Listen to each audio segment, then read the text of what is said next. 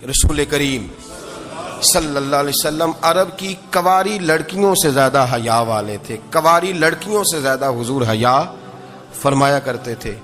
جب خانہ کعبہ کی مکہ شریف میں تعمیر ہو رہی تھی نا، اہل عرب اس کو تعمیر کر رہے تھے، تو نبی پاک صلی اللہ علیہ وسلم اپنے چچا حضرت عباس کے ساتھ خانہ کعبہ کی تعریف میں مصروف تھے.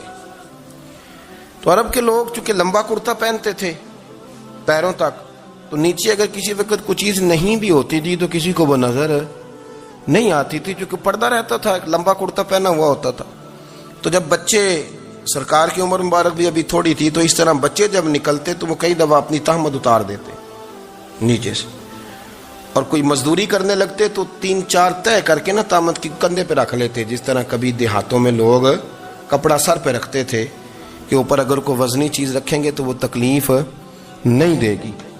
نبی پاک صلی اللہ علیہ وسلم بھی سب لوگوں کے ساتھ خانہ کعبہ کی تعمیر میں شامل تھے. تو حضرت عباس رضی اللہ تعالیٰ عنہ نے کہا حضور سے، ابھی اعلان نبوت بھی نہیں فرمایا تھا، بھتیجے آپ بھی تہمت اتاریے، یہ صحیح مسلم میں حدیث موجود، اور اس کو کندھے پہ رکھ لیجیے، آپ اینٹیں اٹھا اٹھا کے لا رہے ہیں تو ذرا آپ کو تکلیف نہیں ہوگی. تو سرکار دو عالم صلی اللہ علیہ وسلم سے یہ بات کہی، اور پھر جلدی سے حضور کی تہمت کو نکال کے نا، حالانکہ لمبا کرتا پہنا ہوا ہے، تو وہ جیسے ہی ان کے کندھے پہ رکھا اینٹیں رکھنے کے لیے، تو سرکار تو زمین پہ گر گئے، بے ہوش ہو گئے، آنکھیں آسمان کی طرف، اور پھر حضور پکار رہے ہیں آزاری آزاری آزاری، میرا تہمت دے دو، میرا تہمت دے دو. کبھی کوئی شخص اس وجہ سے بھی بے ہوش ہوا ہے کہ میرے وجود سے کپڑا اتر گیا ہے؟ حالانکہ سرکار پر وہ بے ہوشی بھی نبی پاک کا وہ جو غلبہ ہے نا شرم و حیا کا، اس کی وجہ سے ہوئی. ورنہ تو حضور فرماتے ہیں کہ میری آنکھیں سو جاتی ہیں، دل تو میرا اس عالم میں بھی جاگتا رہتا ہے. تو سرکار زمین پہ تشریف لے آئے، آنکھیں میرا تہمت دے دو، میرا تہمت دے دو. تو جلدی سے انہوں نے تہمت دیا تو حضور نے باندھ لیا. پھر طبیعت مبارک میں تسلی ہوئی. یعنی ہم اس رسول کے غلام ہیں کہ جن کے تو وجود سے کپڑا اتر جائے تو حضور برداشت نہیں کرتے، قبول نہیں فرماتے، تکلیف شروع ہو جاتی. لیکن یہاں نوجوان ہیں اور بڑا قد کاٹ ہے اور بڑے بڑے سمجھدار لوگ ہیں، گرمی آتی ہیں تو شارٹ کپڑے پہن کے گھومتے ہیں. ان کو خیال نہیں کہ یہ وہ والا لباس ہے جو باہر تو کیا گھر میں اماں کے سامنے نہیں پہننا چاہیے، بہنوں اور بیٹیوں کے سامنے نہیں پہننا چاہیے. آپ کی گفتگو میں شرم و حیا ہو، آپ کے لب و لہجے کے اندر حسن ہو. آپ کو پتہ ہے نبی پاک صلی اللہ علیہ وسلم نے فرمایا میری امت میں سب سے زیادہ حیا کرنے والے عثمان غنی ہیں. عثمان غنی سب سے زیادہ حیا کرنے والے. آپ فرمایا کرتے تھے جب سے حضور کا چہرہ دیکھا ہے میں نے کبھی اپنی شرمگاہ بھی نہیں دیکھی، میں نے آنکھوں کا وضو نہیں توڑا، اور جب سے حضور کے دست مبارک میں میں نے بیعت کے لیے سیدھا ہاتھ بڑھایا تو پھر سیدھا ہاتھ میں نے کبھی گندگی کو نہیں لگایا. حیا تھی. آپ باتھ روم کے اندر بھی غسل فرماتے تھے تو کپڑوں سمیت کرتے تھے. کسی نے کہا حضرت جی واش روم کے اندر کیوں نہیں کپڑے اتارتے؟ آپ فرمانے لگے باہر بندوں سے حیا کرتا ہوں، اندر جاتا ہوں تو رب سے حیا آنی شروع ہو جاتی، وہ تو دیکھ رہا ہے نا. تو میں جو بات آپ کی خدمت میں عرض کرنا چاہتا ہوں اس کو آپ سمجھیے گا میرے عزیز، کہ شرم والا مزاج، گفتگو بھی شرم والی، آنکھیں بھی شرم والی، لباس بھی شرم والا، دوستی یاری بھی شرم والی، بہت ساری ایسی باتیں. دیکھیں نا آپ ذرا، میں نے کہا کہ باتوں کو سن کے گزر نہ جایا کریں، اس کی گہرائی پر غور کریں. اور نبی رحمت علیہ السلام کی پہلی بات نہیں بیویوں کی آنکھوں میں آنسو پیدا کر دیے. حضور فرمانے لگے سنو، جب کوئی عورت بچہ پیدا کر لیتی ہے تو رب اسے اتنا ہی درجہ دیتا ہے جتنا ایک شہید کو درجہ عطا کرتا ہے. اور فرمایا جب وہ عورت اس کا بچہ آ جاتا ہے، اب وہ رات کو روتا ہے، وہ اٹھتا ہے، پخانہ اور پیشاب کرتا ہے، اپنے وجود کو آلودہ کر لیتا ہے. تو نبی پاک صلی اللہ علیہ وسلم فرمانے لگے وہ عورت یہ فکر نہ کرے کہ وہ دیکھو مرد تو آرام سے سویا ہوا ہے اور میں اٹھ کے بچے کو صاف کر رہی ہوں، پخانہ پیشاب دھو رہی ہوں. میرے محبوب نے ہر مکتبہ فکر کو، حضور نے زندگی اس کے ہر شعبے سے تعلق رکھنے والے آدمی کو عزت دی. فرمایا بیبیو جب تم رات کو اٹھ کے اپنے بچے کی خدمت کرتی ہو، دودھ ڈال کے دیتی ہو، پخانہ اور پیشاب صاف کرتی ہو، تو فرمایا رب تمہیں اتنا ہی اجر دیتا ہے جتنا ساری رات مصلی پہ کھڑے رہنے والے عبادت گزار کو اجر عطا فرماتا ہے. اتنا اللہ تمہیں اجر دیتا ہے. ہر شخص کے حصے میں، ہر شخص کے حصے میں میرے نبی پاک نے عزت لکھی. ہر شخص کے حصے میں رسول پاک نے وقار. رشتوں کو حضور نے اتنا مضبوط کر دیا، اتنا مضبوط کر دیا کہ رشتے رشتے نہیں درد بن گئے. ماں کا نام آتا ہے تو آنکھوں میں آنسو آ جاتے ہیں نا. ماں کا نام آتا ہے تو دل تڑپتا ہے نا. یار یہ انقلاب ہے جو میلاد والے رسول نے برپا کیا. ورنہ حضرت طارق ابن عبداللہ کہتے ہیں میں حضور کے اعلان نبوت سے پہلے بھی مکے آیا تھا. آپ فرماتے ہیں میں نے ایک بوڑھی عورت کو، ایک نوجوان کو گلے میں رسی ڈال کے گھسیٹ کے لے جاتے دیکھا تو میں نے اس سے کہا کہ یہ کیا کر رہے ہو، کون ہے یہ بی بی، کیا مسئلہ ہے؟ تو وہ کہنے لگا جی میری اماں ہے، بوڑھی ہو گئی ہے، کسی کام کی نہیں رہی تو بیچنے جا رہا ہوں. چلو کسی کے برتن جب مانجے گی تو میرے تو پاس کچھ نفع آئے گا نا بیچنے. یہ داستانیں نہیں. ابھی بھی جن لوگوں کی طبیعت سخت ہوتی ہے وہ قتل نہیں کر دیتے ماں باپ کو. واقعہ سنے نا آپ نے کہ ابا میرے نام زمین نہیں کر رہا تو مار دیا. جب کلیجے سخت ہوتے ہیں تو کام ہو جاتا ہے. ایک طرف وہ منظر تھا اور ایک طرف یہ منظر ہے کہ حضرت حلیمہ سعدیہ رضی اللہ تعالی عنہ، ان کا نام نہیں ہے حضرت حلیمہ کا مسلم شریف میں، وہ امام زرقانی نے لکھا ہے، ورنہ مسلم میں یہ روایت اپنے اصل انداز میں موجود ہے. حضرت ابو ہریرہ رضی اللہ تعالیٰ عنہ فرماتے ہیں کہ جناب حلیمہ بوڑھی عورت، سادی عورت. اگر آپ کبھی معاشرتی لحاظ سے حضرت حلیمہ کا انداز دیکھیں گے نا، توجہ ہے میری بات پر، سمجھ آ رہی ہے آپ حضرات کو؟ جو ہمارا معاشرتی ماحول ہے نا، معاشرتی ماحول، تو حضرت حلیمہ سعدیہ رضی اللہ تعالیٰ عنہ کی حیثیت آج کے معاشرے میں اگر دیکھی جائے تو ایک آیا، بچوں کو پالنے والی آیا نہیں ہوتی، وہ آیا تھی. اسکول میں ایک آیا ہوتی ہے، جب بچہ چھوٹے ہمارے پرائیویٹ سکولز میں بچے جاتے ہیں تو عورت سنبھالتی ہے، دودھ ڈال دیتی ہے، کئی دفعہ فیڈر بھی پلا دیتی ہے. بچہ اگر پخانہ پیشاب کرتا ہے تو خدمت کرتی. یہ عورتیں اس زمانے میں چھوٹے بچے لے جاتی، پالا کرتی. تو بتانا دائی کی، آیا کی، میں مثال دے رہا ہوں. اور نرس کی کیا حیثیت ہے معاشرے میں. اور حضرت حلیمہ سعدیہ جب نبی پاک کو واپس لے کے آئی تھی تو چلو کچھ نہیں، لیکن نہ کچھ معاوضہ بھی انہیں حضرت عبد المطلب نے عطا کیا تھا. جناب آمنہ نے انہیں کچھ، ایک معنی یہ بھی ہو سکتا تھا کہ پیسے دے کے یہ کام کرایا، معنی ہو سکتا تھا. آج جو گھر میں اماں برتن دھوتی ہے اس کی کیا حیثیت ہوتی ہے؟ وہ تو بیچاری جن برتنوں کو دھو کے ہمیں دیتی ہے، بعد میں انہی برتنوں میں ہم انہیں کھانا کھانے کی اجازت نہیں دیتے. لیکن میرے رسول پاک نے رشتوں کو عزت دے دی، اس طرح کی عزت دی، اس طرح کی عزت دی کہ جناب حلیمہ مسجد نبی کا دروازہ گزری ہی تھی کہ حضرت ابو ہریرہ فرماتے ہیں نبی پاک منبر پر اٹھ کے کھڑے ہو گئے. رسول پاک کھڑے ہوئے، نبی پاک. میں کبھی کبھی یہ روایت دیکھتا ہوں تو میرا دل کرتا ہے میں اپنے آپ سے پوچھوں، میرا دل کرتا ہے میں اپنے یاروں دوستوں خطباء سے، واعظین سے، پیروں سے، مشائخ سے پوچھوں کہ تو بھی بتا، جب تو شاگردوں کو پڑھا رہا ہوتا ہے اور تیرے ابا جی آتے ہیں تو کبھی اٹھ کے کھڑا ہوا ہے؟ اپنے جیسے لوگوں سے، اچھے علماء کی بات نہیں کرتا. کبھی سوال کرو. یہ بڑا مشکل کام ہوتا ہے، بڑا مشکل کہ عالم دین تقریر کر رہا، والد آ جائے، بندہ اٹھ کے کھڑا ہو. لیکن رسول پاک نے عزتیں دی، وقار دیا.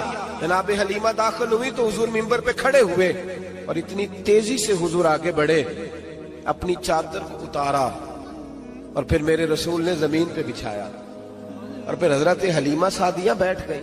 اور جناب ابو ہریرہ فرماتے جتنی دیر نبی پاک ان کے سامنے بیٹھے رہے اتحیات کی حالت میں بیٹھے رہے.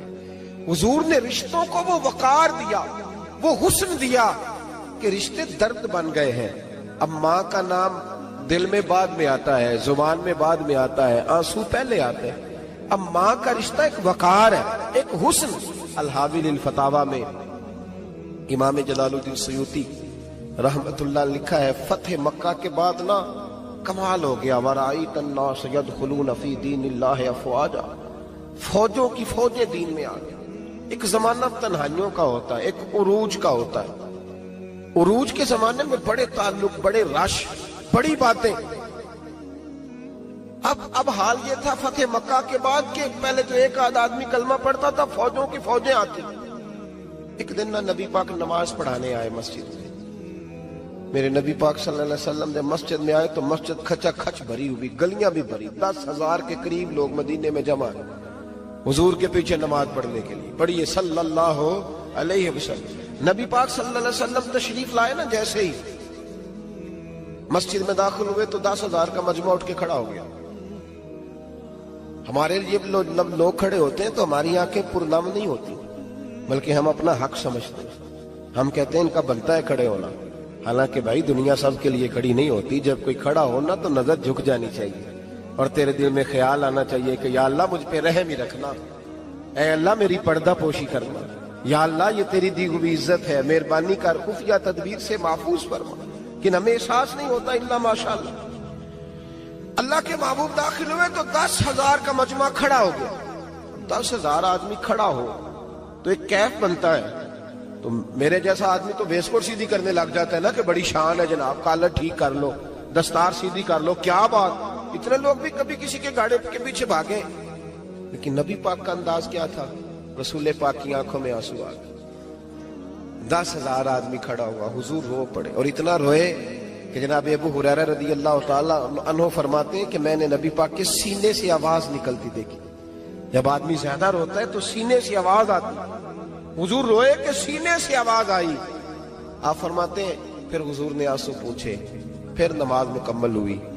جب لوگ چلے گئے تو حضرت ابو بکر صدیق اٹھ کے قریب گئے، کہا یا رسول اللہ صلی اللہ علیہ وسلم آج کوئی وجہ نہیں تھی رونے کی، آپ آئے ہیں اور رونا شروع کر دیا. تو میرے محبوب فرمانے لگے آج جب میں نے اپنی وہ شانیں دیکھی، وہ مقام دیکھا تو مجھے اپنی اماں کی یاد آ گئی. ماں کی یاد، رشتوں کو وہ عزت دی، وہ وقار دیا، وہ حسن دیا. کہاں نماز کے لیے لوگوں کا کھڑا ہونا اور کہاں اماں کی بات چھیڑ دینا. میرے حبیب فرمانے لگے مجھے اپنی اماں آمنہ کی بات یاد آئی. میری ماں نے تو وہ دور دیکھا تھا جب وجود میں کپڑے بھی پورے نہیں تھے، دل کرتا تھا آج اماں موجود ہوتی، میں نماز پڑھانے آتا، اللہ اکبر کہہ کے نیت باندھتا، سبحانک اللہ کے بعد سورہ فاتحہ پڑھتا اور سورہ فاتحہ مکمل پڑھ لیتا کہ میری اماں آمنہ کو کوئی کام یاد آتا. وہ پردہ سرکا کے کہتی بیٹا محمد میری بات تو سننا. تو محبوب فرماتے اللہ کی عزت کی قسم میں نماز چھوڑ دیتا، پہلے ماں کی بات سن کے آتا. میں چھوڑ دیتا نماز. وقار دے دیا، وقار، وہ حسن بخشا، وہ توانائی بخشی. عرب کے اندر سال کے بعد عورتوں کا ایک میلہ لگتا تھا خانہ کعبہ کے پاس. صرف عورتیں اکٹھی ہوتی تھی، میلہ لگا ہوا تھا. ایک تورات جاننے والا یہودی عالم بھی آیا ہوا تھا. وہ بیویوں کے مجمع پہ نظر ڈال کے کہنے لگا بیویوں مرد کا کام تو کوئی نہیں عورتوں کے مجمع میں بات کرنا، لیکن میں تمہیں ایک پیغام دینے لگا ہوں. اللہ کے آخری رسول جو مکے میں پیدا ہونے والے ہیں ان کے آنے کا وقت قریب آ گیا ہے. وہ بیوی بڑی خوش نصیب ہوگی جنہیں ان کی رفاقت ملے گی. عورتوں نے جب دیکھا کہ مرد آ گیا عورتوں کے میلے میں تو انہوں نے ڈانٹا جھڑکا، کہا چل اٹھا اپنی کتابیں اور نکل جا. حضرت خدیجہ کہتی ہیں باقیوں نے ڈانٹا پر میں نے بات پلے سے باندھ لی. میں نے پلے سے باندھ لی اور میں انتظار کرنے لگی کہ اللہ کرے وہ نصیب میرے ہی ہو، اللہ کرے مقدر میرا ہی کھلے. آپ فرماتی میں تسبیح پڑھتی، درود پڑھتی. میں اس زمانے میں جو اللہ کا ذکر جس طرح ہوتا تھا وہ میں شروع کرتی اور جب فارغ ہوتی تو میں التجا کرتی کہ اللہ میرے نصیبے کھول دے. کہتی ہیں آہستہ آہستہ آہستہ آہستہ میں حضور کی تعریف سننے لگی. آہستہ آہستہ تعریف سننے لگی. نبی پاک صادق ہیں، امین ہیں، سچے ہیں، دیانتدار ہیں. اس برے اور میلے معاشرے میں بھی وہ سب سے اعلیٰ بھی ہیں اور سب سے اجلے بھی ہیں، وہ سب سے پاکیزہ ہیں. میں سننے لگی تعارف. آہستہ آہستہ میں ان کی گرویدہ ہونے لگی. ادھر نبی پاک صلی اللہ علیہ وسلم اپنے چچا جناب ابو طالب کے پاس رہتے تھے. قحط آ گیا، حالات بگڑ گئے. حضور سید عالم صلی اللہ تعالی علیہ وسلم سے چچا کہنے لگے بیٹے اگر مال تجارت لے کے شام جاؤ تو بڑا نفع کماؤ گے، ہمیں ضرورت بھی ہے، اور اگر ہو سکے تو ختیجہ کا مال لے کے جاؤ. اور نبی پاک نے کہا چچا میں نہیں کہوں گا کسی سے جا کے، میں نہیں کہتا کسی سے جا کے، جو میرے نصیب میں ہوگا میرا رب خود عطا فرمائے گا، میں نہیں کہوں گا. مصطفیٰ نے تو نہیں کہا. حضرت ختیجہ رضی اللہ تعالیٰ عنہ کہتی ہے میں نے خود اپنی خادمہ کو بھیجا. میں نے کہا جا کے پوچھو تو صحیح کہ میرا مال قبول ہوتا بھی ہے کہ نہیں، پوچھو. نبی پاک صلی اللہ علیہ وسلم سے پوچھا. حضرت ختیجہ کی خواہش ہے کہ آپ مال لے کے جائیں. حضور نے قبول کر لیا. جناب ختیجہ الکبریٰ رضی اللہ تعالیٰ عنہ کے غلام تھے، میسرہ ان کا نام تھا. جناب ختیجہ نے ان کو ساتھ بھیجا. فرمایا ایک 3 باتیں ارشاد فرمائی. ایک تو فرمایا سارا رستہ غور سے دیکھنا میرے نبی کے ساتھ کیا معاملات درپیش ہوتے ہیں. ابھی اعلان نبوت نہیں کیا. فرمایا ذرا غور کرنا، میرے مصطفیٰ کا مطالعہ کرنا اور مجھے واپس آ کے سبق سنانا. وہ جو تم نے چہرہ بددعا کی تلاوت کی ہو ذرا مجھے واپس آ کے سنانا. جنہاں نے دل پر جانی ڈٹھا ہو اکھیاں ہی تک لئیاں، تو ملے ہو تے ساجن ملیا ہوں ناساں لگ پئیاں. ذرا جا کے نا تلاوت کرنا اور مجھے اور دوسرا فرمایا تم میرے غلام ہو تو مصطفیٰ کے بھی غلام بن کے رہنا. میں سنتی ہوں کہ کردار کے، افکار کے، نظریات کے، عظمت کے بلند و بالا، وہ جیسے کہیں ویسے کرنا. اور تیسری حضرت خدیجہ نے نصیحت فرمائی. فرمایا محمد ابن عبداللہ صلی اللہ علیہ وسلم کی رائے سے اختلاف نہ کرنا. یہ چلتے ہوئے معاہدہ کیا، جو وہ کہہ دے سو کر جانا. غلام کہتے ہیں میں ساتھ گیا، باتیں میں نے سن لی، لیکن جب سفر شروع ہوا نا ابھی چند منزلیں طے ہوئی تھی. میں نے کہا خدیجہ آپ نے کیا نصیحت کرنی تھی، ان کے ساتھ جو رہے گا وہ ان کا غلام ہی بن جائے گا. ان کے ساتھ جو رہے گا تو اجے میرا محبوب نہیں ڈٹھا جن ویکھ کے چن شرماوے. جے رکھے ہاتھ پھلاں وچ ہاتھ نال پھلاں رل جاوے، ادھی راتی چن چڑھ جاندے جدوں جلوہ فرماوے. مایا جو بھی ساتھ رہتا غلام ہو جاتا. میں اسرا کہتے میں گیا، تجارت شروع ہوئی. کہتے ہیں نبی پاک صلی اللہ علیہ وسلم جب منڈی میں پہنچے تو لوگ قسمیں اٹھا اٹھا کے مال بیچ رہے تھے. اللہ کے محبوب جب گئے نا تجارت کرنے تو ایک آدمی کہنے لگا چلو معاذ اللہ بتوں کے نام تھے لات و منات، کہنے لگا لات کی، عزا کی، منات کی قسم اٹھاؤ. تو نبی پاک فرمانے لگے ان کی قسم اٹھاؤں جن کا میں نام لینا بھی پسند نہیں کرتا. ابھی اعلان نبوت نہیں کیا. اور فرمایا ویسے بھی میں قسم دے کے مال نہیں بیچتا، خریدنا ہے تو خریدو، نہیں خریدنا تو نہ خریدو. کہتے ہیں لوگ قسمیں اٹھا اٹھا کے پیچھے جاتے تھے، پر میرے نبی جس سے رخ پھیرتے تھے وہ نبی پاک کے پیچھے ہو جاتا تھا. ماتے کئی گنا زیادہ نفع کمایا. ہم رستے میں تھے، حضور ایک درخت کے نیچے آرام کرنے لگے. ایک عیسائی راہب غار میں بیٹھا تھا، نکل کے آ گیا. مجھ سے کہنے لگا مجھے وہ جانتا تھا. میں سنا یہ کس کو ساتھ لائے، یہ کون ہے؟ میں نے کہا اہل قریش کے ایک معزز آدمی ہے. کہنے لگے یار جس درخت کے نیچے یہ لیٹے ہوئے ہیں یہاں عام آدمی نہیں لیٹ سکتا، یہاں وہی لیٹے گا جو اللہ کا سچا رسول ہوگا. یہاں دوسرا کوئی لیٹ ہی نہیں سکا. یہ رسول ہے، ان کا خیال رکھنا، خیال رکھنا. کاش میں اس وقت تک زندہ رہوں جب یہ نبوت کا اعلان کریں. میسرہ کہتے ہیں میں غلام ہو گیا. نبی پاک صلی اللہ علیہ وسلم کی ادائیں مجھے بھانے لگی. جب واپسی پہ نکلے تو گرمی بڑی شدید تھی. فرماتے ہیں جب دھوپ تیز ہوتی تو بادل کا سایہ آ کے حضور پہ سایہ کر دیتا. بادل کا ٹکڑا نبی پاک پہ. اللہ جانے کہاں بیٹھ کے لوگوں نے کتابیں پڑھی ہیں جو کہتے ہیں 40 سال کے بعد نبی بنے تھے. پتہ نہیں کہاں بیٹھ کے کتابیں پڑھی ہیں. ہم نے تو جو سیرت پڑھی ہے وہ بتاتی ہے کہ تیری حیات پاک کا ہر لمحہ پیغمبر لگے، ہر لمحہ پیغمبر لگے. یہاں تو وہ لوگ جو کئی سال پہلے 20 اور 25 سال پہلے حضور سید عالم صلی اللہ علیہ وسلم کی رفاقت میں رہے وہ اعلان کر رہے. لوگ پتہ نہیں کہاں بیٹھ کے کتابیں پڑھتے ہیں، کہاں بیٹھ کے. میرے نبی پاک سے صحابہ نے پوچھا حضور آپ کب نبی تھے؟ فرمایا ابھی آدم کی مٹی گوندی جا رہی تھی، ابھی آدم کی مٹی گوندی جا رہی تھی، میں تب بھی اللہ کا رسول تھا. میرے بھائی نبی رحمت سید عالم صلی اللہ علیہ وسلم کے غلام حضرت خدیجہ کے غلام کہتے ہیں واپس آیا. اور پہلے بھی کئی دفعہ حضرت خدیجہ کا مال گیا تھا، بڑے نفع آئے تھے، پر جو نفع اس سال آیا وہ پہلے کبھی نہیں آیا تھا. کہتے ہیں مجھ سے حضرت خدیجہ کی سہیلی بھی بیٹھی تھی، میں بھی آ گیا. اور جناب خدیجہ کی سہیلی کہنے لگی چل مال کے بارے میں کچھ بتا، کتنا بھی کہا. میں نے کہا مال چھوڑو، مصطفیٰ کی سنو. اور پھر کہتی چلو ٹھیک ہے، بادل سایہ کرتا تھا، چلو ٹھیک ہے. تم سے راہب نے پوچھا تھا یہ صحیح ہے، انہوں نے تیری سارے رستے بڑی خدمت کی، تیرا بڑا خیال رکھا، پر یہ بھی بتا تجارت کیسے ہوئی؟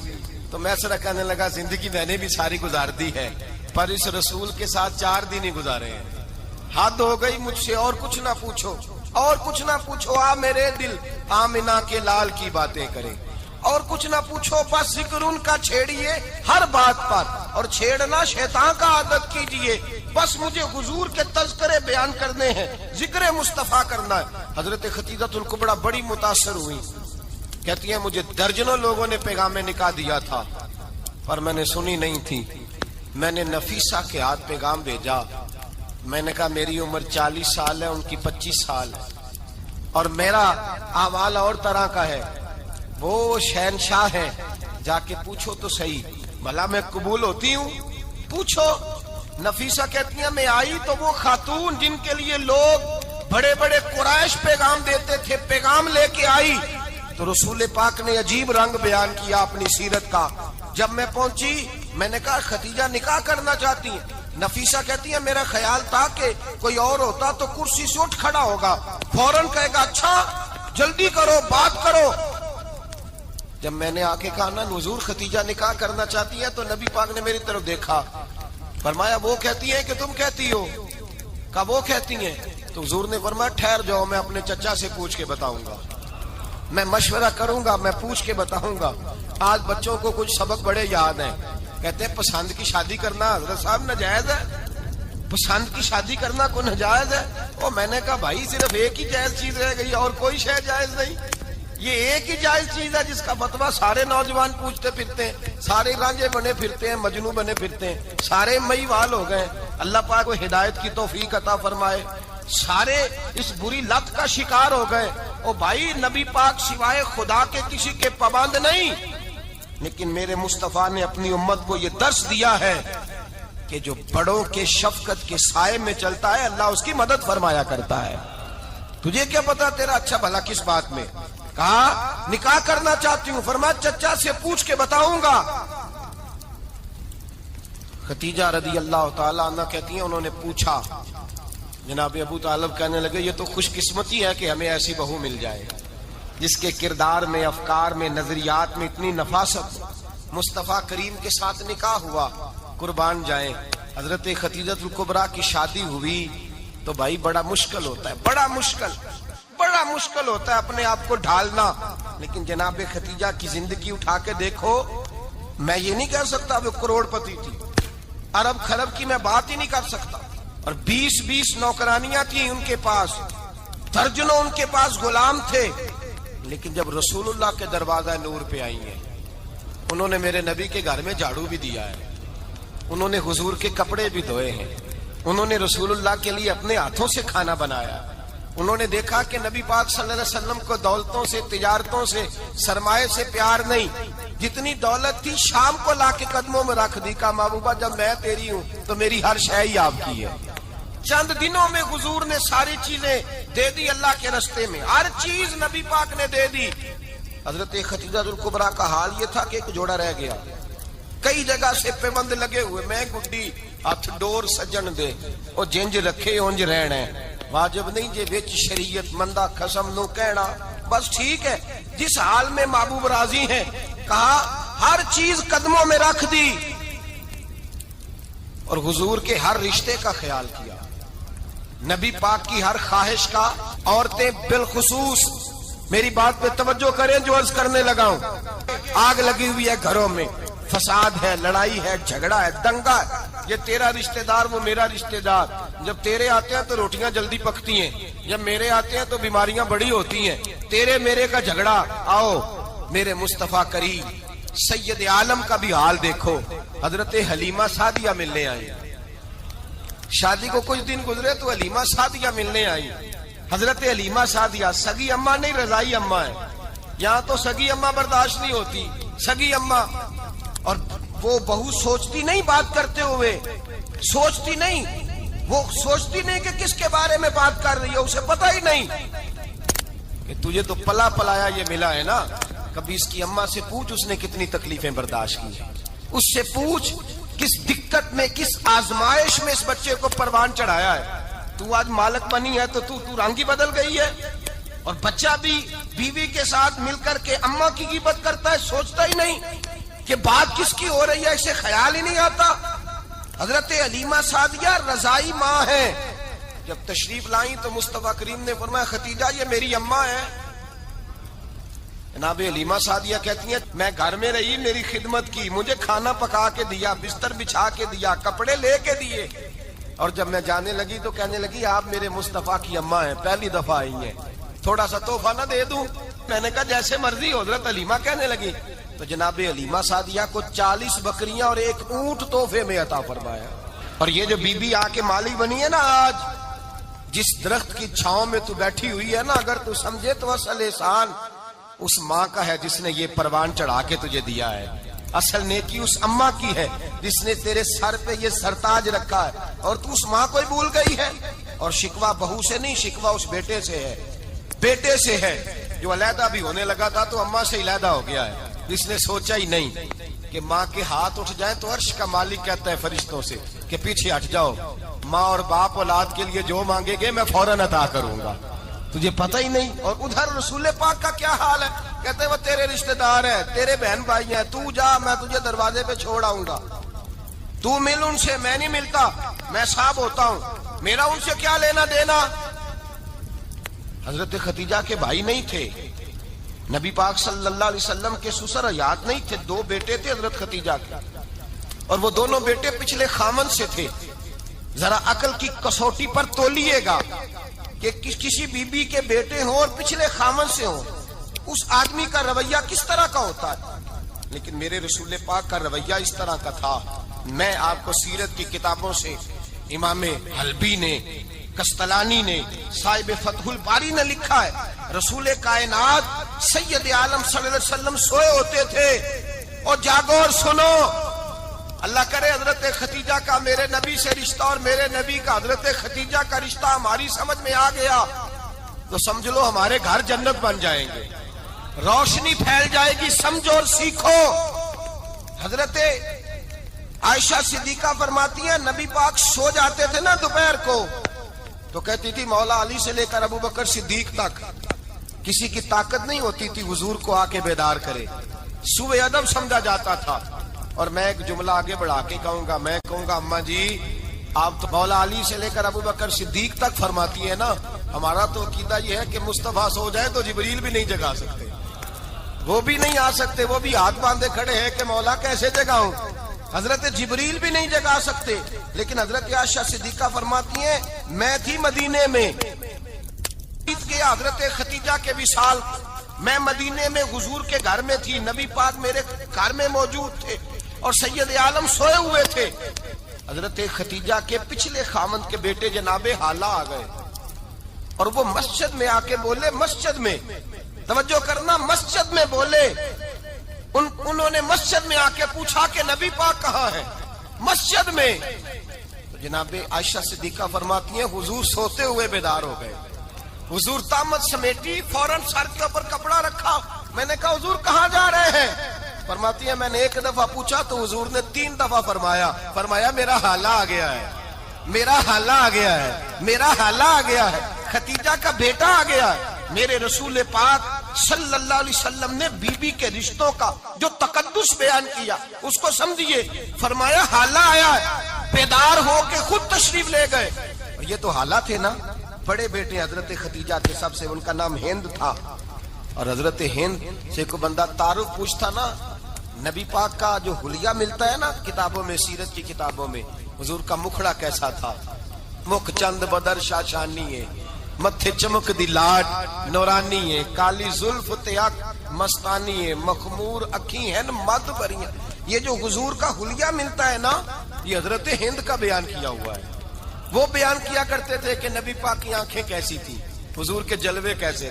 وہ بیان حضرت خدیجہ کے بیٹے ہیں. کوئی ان سے پوچھتا کہ بڑے راضی رہتے ہو ہند، بڑے راضی رہتے ہو؟ تو حضرت ہند کیسے راضی کیسے نہ رہوں، راضی کیسے نہ رہوں. میرے بھائی کا نام علی المرتضیٰ ہے، بہن کا نام فاطمہ الزہرا ہے، ماں کا نام خدیجہ الکبریٰ ہے اور باپ کا نام محمد مصطفیٰ ہے. میں راضی کیسے نہ رہوں. حضرت خدیجہ الکبریٰ کے رشتوں کے ساتھ رسول اللہ کا پیار، ان کے رشتے. کنز المال میں حضرت عائشہ صدیقہ کی حدیث ہے. جناب عائشہ فرماتی ہیں دوپہر کو حضور آرام کرتے تو کوئی آیا نہیں کرتا تھا. ایک دن ایک بوڑھی آ گئی دروازے پہ، اس نے چھڑی پکڑی ہوئی. کہتے ہیں وہ اندر آئی تو نبی پاک بڑی تیزی کے ساتھ اٹھے. حضور سید عالم نے قریب بٹھایا. دیر تک حضور باتیں کرتے رہے، دیر تک گفتگو ہوتی رہی. فرماتے ہیں حضور نے اسے کوئی اضافی وقت دیا. عام صحابہ اس وقت آتے نہیں تھے، حضور کے آرام کا وقت تھا، اضافی وقت دیا نبی پاک نے. اور فرماتے ہیں جب وہ جانے لگی تو نبی پاک نے تحفے بھی عطا فرمائے. اور پھر ایک غلام سے، حضرت بلال سے یا کسی غلام سے فرمایا کہ ساتھ جاؤ اور گھر چھوڑ کر کے آؤ. نبی پاک صلی اللہ علیہ وسلم نے اعزاز دیا. حضرت عائشہ صدیقہ فرماتی ہیں دیر تک ملاقات بھی، تحفے بھی، انفرادی ملاقات. بعد میں نبی پاک صلی اللہ علیہ وسلم لیٹ گئے. میرے دل کے اندر خیال آیا کہ حضور جائیں گے اور جب رات کو واپس آئیں گے تو پھر میں پوچھوں گی کہ حضور یہ بی بی کون ہے؟ حضور اب آرام کر رہے ہیں. فرماتی ہیں میرا خیال تھا کہ یہ سوال شام تک میرے ذہن میں رہے گا کہ یہ کون ہے. آپ نے بڑا اعزاز دیا، دروازے تک چھوڑنے گئے. حضرت عائشہ صدیقہ فرماتی ہیں میں سوچ رہی تھی آرام کر رہے ہیں، اور میں نے جیسے ہی نگاہ ڈالی تو حضور تو گہری سوچ میں گم ہے. نبی پاک سوچوں میں گم ہے اور بے آنکھیں کھلی ہوئی. فرماتی ہے میں قریب جا کے بیٹھی، قدموں پہ ہاتھ رکھا. میں نے کہا محبوبہ یہ بی بی کون تھی؟ اتنی دیر آپ نے ملاقات کی اور وہ چلی گئی ہے تو ابھی خیالات ہیں، تصورات ہیں. فرماتی ہے میں نے پوچھا تو مصطفیٰ کی آنکھوں میں آنسو آ گئے. نبی پاک رو دیے، اٹھ کے بیٹھ گئے. میں نے کہا حضور کیا ہوا؟ میں نے تو آپ کو پریشان کر دیا، میں معذرت چاہتی ہوں. حضور نے فرمایا عائشہ ایسی کوئی بات نہیں. اس بی بی کے بارے میں پوچھتی ہو جسے میں نے زیادہ عزت دی ہے، زیادہ پیار کیا ہے، ذرا زیادہ اس کے ساتھ میں نے توجہ کی ہے.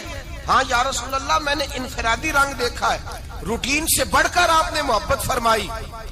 تو میرے مصطفیٰ نے فرمایا یہ جو عورت آئی تھی نا، جو میرے پاس بیٹھی رہی ہے، یہ میری زوجہ جناب خدیجہ کی سہیلی ہے. یہ حضرت خدیجہ کی سہیلی ہے، جناب خدیجہ کی سہیلی. فرمایا یہ مکے میں خدیجہ سے ملنے آیا کرتی تھی.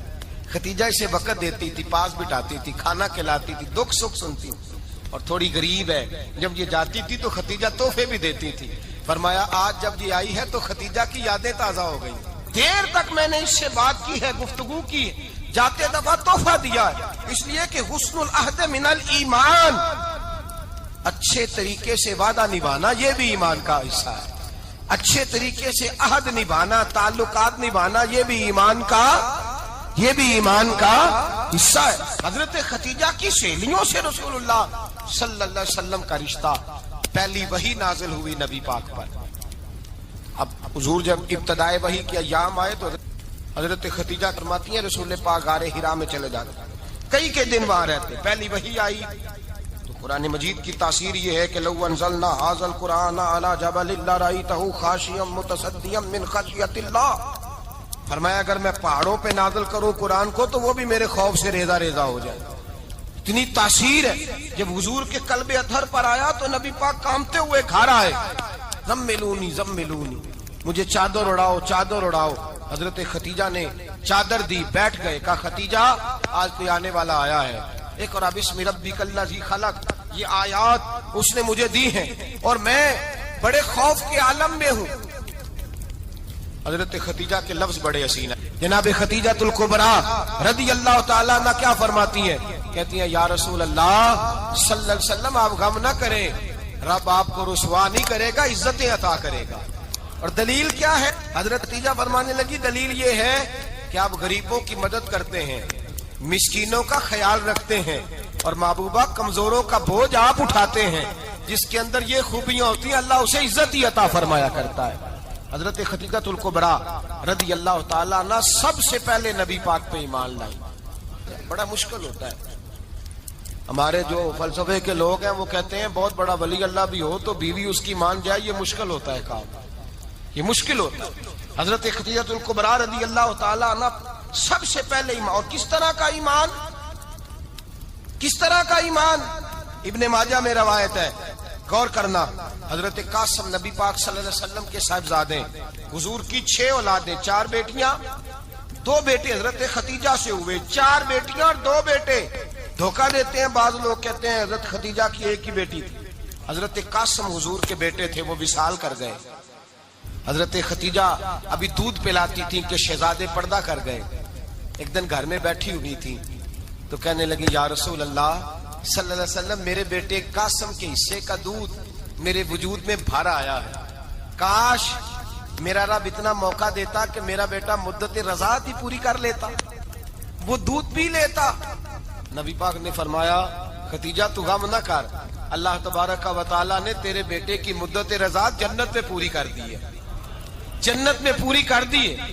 اور نبی پاک نے اپنا اختیار بیان فرمایا ابن ماجہ میں. رسول پاک نے فرمایا اگر تو کہے تو میں یہاں بیٹھے بیٹھے تجھے تیرے بیٹے کی آواز سناؤں. عرض کروں رب کی بارگاہ میں ابھی تجھے سناؤں تیرے بیٹے کی بات، ابھی وہ جنت میں بولے، لطف نہیں آیا آپ کو اس بات کا؟ میں ابھی سناؤں تجھے بات، سیاستہ کی روایت، ابھی سناؤں تیرا بیٹا بولے گا جنت میں، آواز یہاں مکے میں آئے گی، سناؤں؟ بڑے لوگ کرامت دیکھنا چاہتے ہیں، معجزہ دیکھنا چاہتے ہیں، کہتے ہیں جی میں تو وہ دیکھ کے آؤں گا، کہا سناؤں؟ حضرت خدیجہ کا ایمان دیکھیں، کہنے لگی محبوبہ مجھے سننے کی کیا ضرورت ہے، میں خدا کو بھی مانتی ہوں، محمد مصطفیٰ کو بھی مانتی ہوں، میں بن دیکھے ہی مانتی ہوں، مجھے سننے کی ضرورت، آپ نے کہہ دیا تو سو ہو گیا، مجھے حاجت، حضور کہہ رہے ہیں اگر تو کہے تو دعا کروں، التجا کروں، ابھی آواز اللہ سنا دے، ابھی سناؤں؟ حضرت خدیجہ کہتی ہے نہیں حضور میں بن دیکھے ہی، میں ان لوگوں میں سے نہیں ہوں جو پہلے دیکھ داکھ کے آئیں، پلٹ کے آئیں، دیکھ کے سودا کریں، میں تو ان لوگوں میں سے ہوں جو بن دیکھے مانا کرتے ہیں، یؤمنون بالغیب کی قائل، رسول اللہ صلی اللہ علیہ وسلم پہ ایمان لائی، اور پھر نبی پاک صلی اللہ علیہ وسلم نے جیسا کہا حضرت خدیجہ نے ویسا کیا۔ اور حضرت عائشہ کی روایت ایسی بھی ملتی ہے، جناب عائشہ سے کسی نے پوچھا تھا کسی نے جنت کی نعمتیں بھی کھائی ہیں؟ تو حضرت عائشہ کہنے لگی ہاں، ایک دفعہ نبی پاک نے جنت کے انگوروں کا خوشہ توڑ کے حضرت خدیجہ کو کھلائے تھے، وہ انگور وہاں سے توڑ کے جناب خدیجہ کو حضور نے انگور کھلائے، نبی پاک صلی اللہ تعالی علیہ وسلم پر ایمان لائی، ہر موقع پر حضور کا ساتھ دیا، تکلیفیں دیکھی، آزمائشیں دیکھی۔ حضرت خدیجہ کا جو وقت حضور کے ساتھ گزرا ہے نا، وہ سارا آزمائشوں کا وقت ہے۔ 15 سال شادی کو ہوئے تو نبی پاک نے اعلان نبوت کیا، باقی کے 10 سال 25 سال کی رفاقت رہی، سخت مسئلہ تھا، کفار کی مخالفت، بہت زیادہ مال تھا، پھر غربت آئی، پورا مکہ سلوٹ کرتا تھا، پھر وہ سارا شہر مخالفت کرنے لگا، حضرت خدیجہ الکبریٰ ڈٹ کے رسول اللہ کا ساتھ دیتی، ہر موقع پر کسی جگہ شکوہ نہیں کیا۔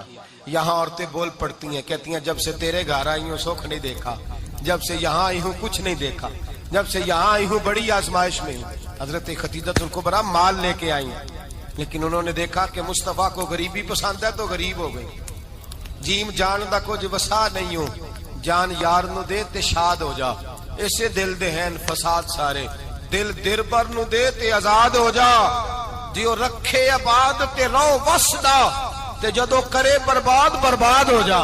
کہا یا رسول اللہ جس بات میں آپ راضی ہیں میں بھی اسی بات میں راضی ہوں۔ جناب خدیجہ رضی اللہ تعالیٰ عنہ مکمل وقت رسول اللہ کا ساتھ دیا، شیب ابی طالب کے 3 سال قید میں گزارے۔ جس عورت نے ساری زندگی مال دیکھا ہو، اعلیٰ سے اعلیٰ کھانا کھایا ہو، بڑے گھر میں وقت گزارا ہو، قیدی ہو کے وقت گزارا، اور آپ اگرچہ قریش میں سے تھی لیکن جس شاخ سے حضور تھے بنو ہاشم اس میں سے نہیں تھی آپ۔ حضرت خدیجہ رضی اللہ تعالی عنہا یہ کہہ سکتی تھی کہ یہ بائیکاٹ جو 3 سال مکے والوں نے کیا اور ایک چھوٹی سی وادی میں قید کر دیا ہے بنو ہاشم کو، تو یہ میرا بائیکاٹ نہیں ہے۔ نبی پاک صلی اللہ تعالی علیہ وسلم نے اجازت بھی دی کہ اگر تم چاہو تو علیحدہ رہ سکتی ہو، بائیکاٹ تو میرا ہے۔ لیکن حضرت خدیجہ نے کہا نہیں، تیرے قدموں میں رہوں، غیر کی ٹھوکر پہ نہ ڈال، جھڑکیاں کھاؤں کہاں چھوڑ کے صدقہ تیرا، اور تیرے قدموں میں جو ہے وہ غیر کا منہ کیا دیکھے، کون نظروں پہ چڑھے دیکھ کے تلوا تیرا۔ کہ حضور میں نے نہیں جانا، 3 سال پتے کھا کے وقت گزارا، 3 سال پانی پی کے وقت گزارا۔ آپ فرماتی ہیں کئی راتیں ایسی بھی گزری جن میں خدیجہ نے کھایا ہی کچھ نہیں، وقت گزار دیا، زندگی گزار دی، 3 سال ایک لمحے کے لیے شکایت نہیں کی۔ او بھائی ایسی وفادار ماں کا تو روز ذکر ہونا چاہیے۔ ایسی اعلیٰ حضرت فرماتے ہیں حق گزارے رفاقت پہ لاکھوں سلام، حق گزارے رفاقت پہ۔ اچھا میں دعا کرنے لگا ہوں کہ آپ سارے حضرت خدیجہ پہ سلام پڑھیں۔ حق گزارے رفاقت پہ لاکھوں سلام، لاکھوں سلام۔ حضرت خدیجہ الکبریٰ رضی اللہ تعالیٰ عنہا نے حق ادا کیا، سیدی ماں، پہلی ماں، کہف امن و امان، حق گزارے رفاقت پہ لاکھوں سلام۔ حضرت خدیجہ الکبریٰ رضی اللہ تعالی حق ادا کیا۔ 3 سال کا وقت سوشل بائیکاٹ کا وقت تھا، سوشل بائیکاٹ۔ لیکن حضرت خدیجہ الکبریٰ نے حضور کے ساتھ ٹائم گزارا. بائیکاٹ ختم ہوا, آسانی کا وقت آیا تو خدیجہ بیمار ہو گئی. ام المومنین سیدنا خدیجہ رضی اللہ تعالیٰ عنہ علیل ہوئی, علالت شدید ہوئی تو نبی پاک آ کے سرانے بیٹھے. قربان جاؤں, آج لوگ اتنی نوکری نہیں کرتے جتنا احسان جتلاتے ہیں. کہتے ہیں وہ فلاں مولوی صاحب کو روٹی میں دیا کرتا تھا, وہ فلاں آدمی کے ساتھ اس کو تو آگے پہنچایا ہی میں نے. کریڈٹ پکڑ پکڑ کے لوگ اپنے کھاتے میں ڈالنے کے چکر میں ہوتے ہیں. لوگ اس قدر زیادہ پیار نہیں کرتے جتنا جتلاتے ہیں. حضرت خدیجہ الکبریٰ نے سکھایا ہے انداز امت کو کہ وفا کیا ہوتی ہے. حضرت خدیجہ نے ساری زندگی نوکری کی, ساری زندگی وفا کی. وقت وصال آیا, حضور کو بلایا. اللہ کے محبوب تشریف فرما ہوئے. صاحب ابن شام کہتے ہیں حضرت خدیجہ رو پڑی, کہنے لگی محبوبہ میں نبی کی بیوی تھی, میں خدمت کا حق نہیں ادا کر سکی, کوئی غلطی ہو گئی ہو تو مجھ سے درگزر کر دیا جائے, مجھے معاف کر دیا جائے. یہ کہہ کے رونے لگی. نبی پاک نے فرمایا تو غلطی کی بات کرتی ہے, خوش ہو جا, میرے رب نے وعدہ فرمایا ہے کہ تو دنیا میں بھی میری بیوی ہے تو جنت میں بھی تو ہی میری بیوی بنے گی. وعدہ کیا ہے اللہ تبارک و تعالی, میں نے تجھے پسند کیا ہے, جنت میں بھی تو ہی میری بیوی ہے. میرے نبی کریم سید عالم صلی اللہ علیہ وسلم نے حضرت خدیجہ الکبریٰ رضی اللہ تعالیٰ عنہ سے اس قدر زیادہ. حضرت عائشہ فرماتی ہیں اکثر گھر میں اکثر نبی پاک حضرت خدیجہ کا ذکر چھیڑ دیتے. یہاں تو آدمی بہن کا ذکر نہیں نہ کر سکتا بیوی کے سامنے, اماں کا ذکر نہیں کر سکتا, معاملہ خراب ہو جاتا, بڑا مشکل ہو جاتا, مشکل ہے. حضرت عائشہ صدیقہ بظاہر تو سوکن تھی نا, لیکن حضرت عائشہ بیان کرتی ہیں, کہتی ہیں نبی پاک سب سے زیادہ حضرت خدیجہ کا ذکر کرتے تھے گھر میں, اکثر ذکر ہو. خدیجہ یوں کرتی تھی, خدیجہ یہ کام اس طرح کرتی تھی, خدیجہ کا یہ رنگ ہوتا تھا, اس کا یہ طریقہ ہوتا تھا, اس کا یہ طرز حیات تھا, وہ ایسے چلتی تھی, وہ ایسے, اکثر حضور بیان کرتے. حضرت عائشہ فرماتی ہیں مجھے رشک ہوتا, رشک, ناز کرتی میں کیا مقدر ہے خدیجہ کی. کہتی ہے ایک دن نا میں نے کہا ذرا بات تو کروں, کہتی ہے نبی پاک گوشت لائے, مجھے کہا عائشہ ذرا گوشت صاف کرو, پکاؤ اور ذرا شوربہ زیادہ کرنا. کہتی ہے میں نے وہ گوشت لیا, صاف کرنے لگی. میں نے کہا حضور شوربہ کیوں زیادہ کرنا ہے, مہمان آنے والے ہیں, کچھ لوگوں کو آنا ہے. تو نبی پاک نے فرمایا نہیں, آنا تو کسی نے نہیں, مجھے پتا چلا ہے مدینے میں خدیجہ کی کچھ سہیلیاں آئی ہیں, میرا دل کرتا ہے کچھ سالن بطور تحفہ ان کو بھی بھیج دوں. تو ذرا زیادہ پکانا, خدیجہ کی سہیلیوں کو میں نے سالن بھیجنا ہے, تحفہ دینا ہے.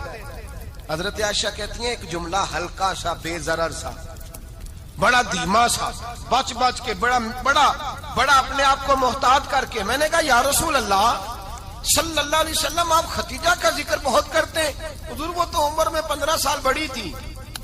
یا رسول اللہ صلی اللہ علیہ وسلم اللہ نے آپ کو جوان اور خوبصورت بیویاں دی, آپ خدیجہ کا ذکر کرتے ہیں. فرماتی ہیں یہ بات کہہ کے میں خاموش ہو گئی, میرا خیال تھا جواب آئے گا, دیر ہو گئی, حضور جواب نہیں دیتے. کہتے ہیں میں نے یوں نظر اٹھا کے دیکھا تو چہرہ مبارک سرخ ہو گیا, اور رسول پاک نے فرمایا عائشہ آج بات کی ہے, آج کے بعد کی بات نہ کرنا. میں نے کہا حضور کیا ہوا؟ فرماتے ہیں پہلے جلال تھا, پھر اچانک وہ جلال آنسو میں بدلا, اور حضور نے رو کے فرمایا عائشہ تم ساری بیویاں سکھوں کے وقت آئی ہو, خدیجہ تو میرے دکھوں کی ساتھی ہے, وہ تو میری آزمائشوں تکلیفوں کی ساتھی, اس نے تو میرے ساتھ وقت کٹھن بتایا. جب لوگ مجھے پتھر مارتے, میرے رستے میں کانٹے بچھاتے, میں پریشان ہو کے لوٹتا, اس کے ایک ہاتھ میں دودھ کا پیالہ ہوتا, ایک ہاتھ میں کھجوریں ہوتی, دودھ پلا کے, کھجور کھلا کے, بستر بچھا کے, روٹی دے کے کہتی محبوبہ غم نہ کرنا, اللہ بڑی عزتیں عطا فرمائے گا, اللہ بڑی شانیں عطا فرمائے. میرے رسول کریم سید عالم صلی اللہ تعالی علیہ وآلہ وسلم. اور پھر امام ابن حجر نے لکھا ہے, آپ فرماتے ہیں بعض لوگوں پہ حضور نے کبھی جلال بھی فرمایا, کبھی جلال بھی فرمایا, اور حضور کا جلال بھی بڑی رحمت والا ہے. نبی پاک نے فرمایا اللہ اگر میں اپنے کسی امتی کو جھڑک دوں تو اسے اتنا ثواب دینا جتنا تو فرض نماز کا ثواب عطا کرتا ہے. حضور کا تو جلال بھی کرم والا ہے, کرم والا جلال ہے رسول پاک کا.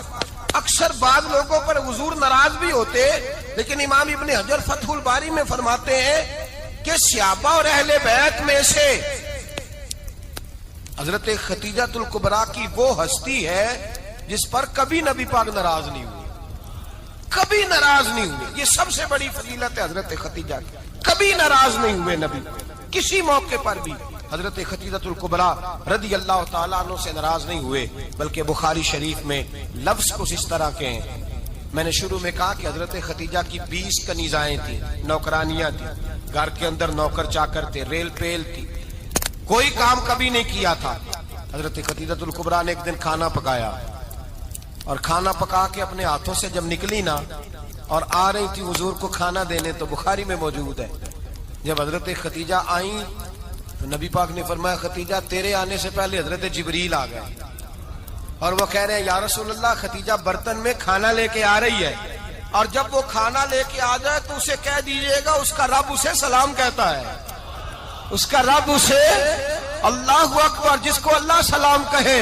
فاضل بریلوی فرماتے ہیں حق گزارے رفاقت پہ لاکھوں، حق گزارے رفاقت پہ لاکھوں سلام، حق گزارے رفاقت پہ لاکھوں سلام. حضرت خدیجہ الکبریٰ رضی اللہ تعالیٰ عنہ کو رب تعالیٰ کے سلام آئے.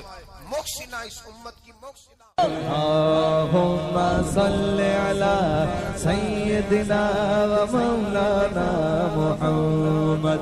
اللہم صلی علی سیدنا و مولانا محمد. اللہ کے شیر ہے در کرار پر درود، اللہ کے شیر ہے در کرار پر درود، اللہ کے شیر ہے در کرار پر درود.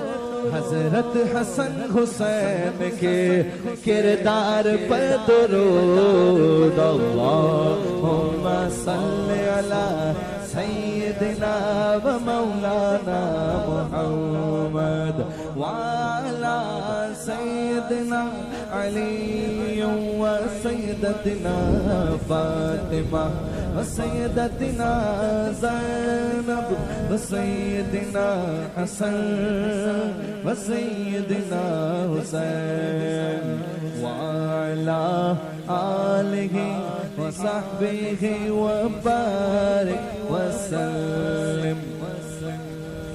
سلام نیاز ہے زینب کی بارگاہ میں، سلام نیاز ہے جو مرتضیٰ کی لاڈلی زہرا کا ناز ہے. اللہم صلی علی سیدنا و مولانا محمد وعلی سیدنا علی و سیدتنا فاطمہ و سیدتنا زینب و سیدنا حسن و سیدنا حسین.